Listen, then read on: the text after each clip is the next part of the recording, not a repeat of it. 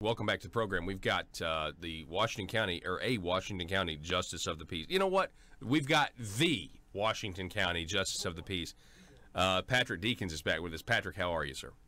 I'm good, Paul. It's always good to be on the show, man. It's been too long. I know we had talked that long ago, but it's been too long. I know, man. It's good to see you. It's good to have you on as always. So tell me, what's going on with Washington County right now? I know you guys have been battling some overcrowding in your jails, and there's some talk of maybe a sales tax increase. What's going on with that?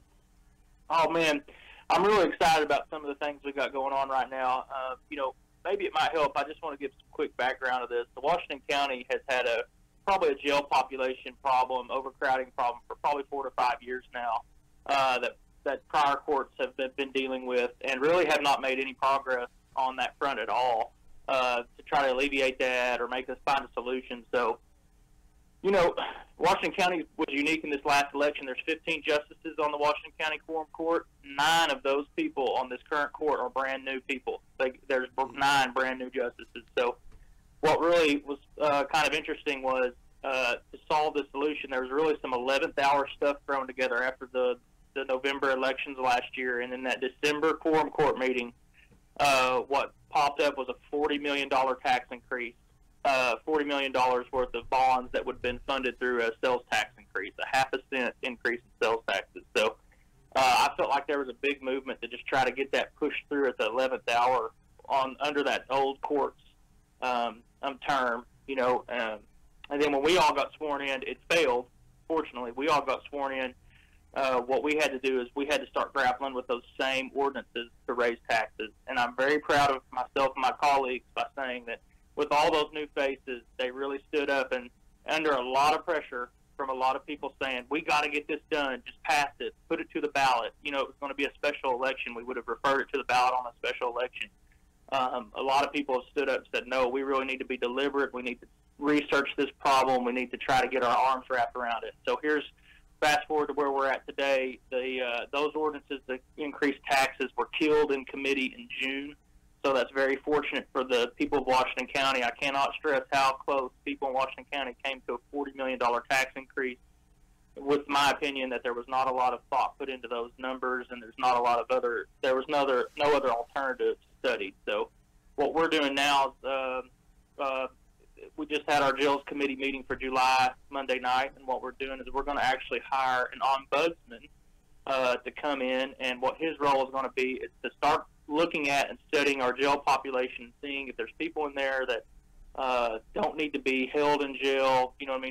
One of the big issues in Washington County is a lot of our jail population are pretrial individuals. So they're not even convicted yet. They're in jail holding, and we want to study why those people are there. Do they need to be there? If they need to be there, absolutely be there. If they're just there sitting, waiting on a hearing or bond, how do we get the judicial process moving quicker and more efficiently to process those people out and get some alleviation there? And that actually, and I'm proud to say, that actually came from Sheriff Felder. He has brought up this idea. So, I think there's a lot of people working together and a lot of people participating in this. And like I said, I'm just really excited about how everybody's working together to try to solve this problem when there was so much pressure just to pass it on to a special election and build a jail that we may not have needed. Wow.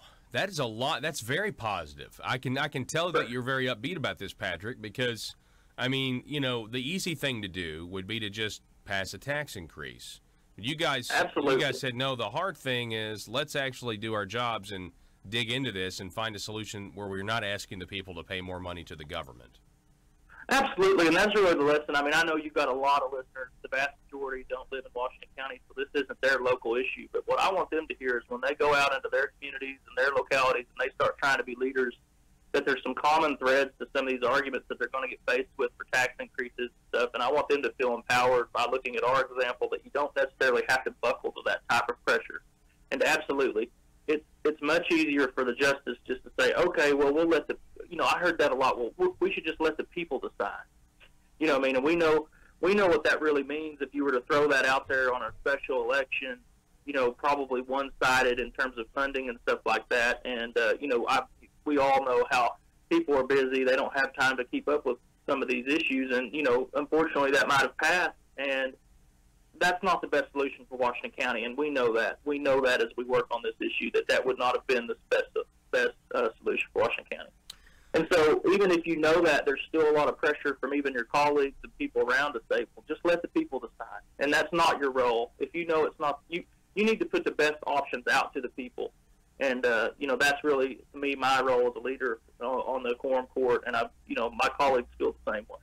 Yeah, and this is an argument that you hear in the state legislature. Well, we just want the people to decide, and it's a phony argument. In a lot of ways, it's done to vote for a tax increase, but still being able to say, well, I didn't vote for the tax increase, I just voted for people to decide. And it's a deceptive argument, because if you have run on a lower taxes or no new taxes platform, why would you ever vote for something that creates the possibility of higher taxes?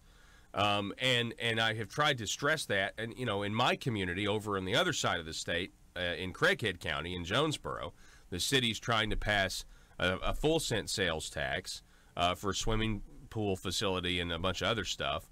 That's their argument. They've created a special election. It's right after school. Everyone goes back to school, and it's going to be this attempt to tax the people more. So they have done the opposite of what the Washington County Quorum Court has done, Patrick. Well, and that's quite unfortunate. I think when you get in these leadership roles and you get down into the weeds, there is this unfortunate tendency in people to move away from what their position was, their platforms, and I find that absolutely. And it's not. I don't think it's deliberative, and I don't think it's malicious. But I think maybe just in their work, they start to doubt their platform. But I'm a lucky person. I represent District 5 in Washington County. It's an unincorporated part of the county. It's rural. It's blue collar. It's agriculture. When I was running for office, I got around and knocked a lot of doors. And when I was communicating my platform of limited government, no new taxes, finding efficiencies in what we're doing, people echoed that very well. And so I feel very empowered to go down there. I'm the people's representative.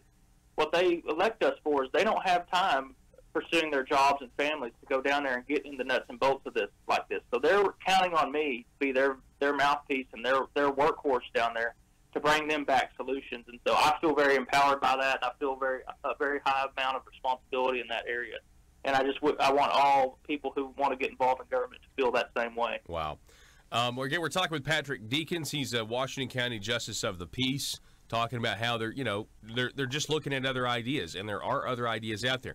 So let me ask you about your colleagues. I mean, obviously, the Washington County Quorum Court must have, elected some people who don't believe in tax increases, right? I mean, your colleagues believe like you, and that's a big change. I mean, you said you had 9 new members out of the 15-member quorum court. Yeah, so there's 15. There's 8 Republicans and 7 Democrats. But, I think what's interesting is I think this jails thing has been a culmination of both ideas that would traditionally be in the conservative movement of fiscal responsibility and stuff like this. But also there's been a lot of, I've worked very well with my colleagues on what would be considered to be the left side of the aisle, because they're very interested in criminal justice reform and things like that would help these people out.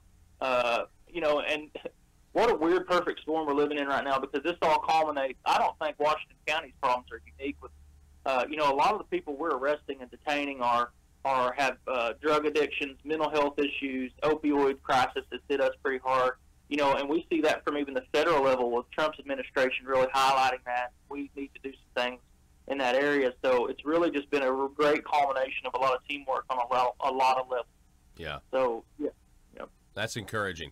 Well, Patrick, I appreciate you calling in, giving us an update from Washington County. Sounds like you guys are having some success, and I just wish you the best of luck and keep up the good work.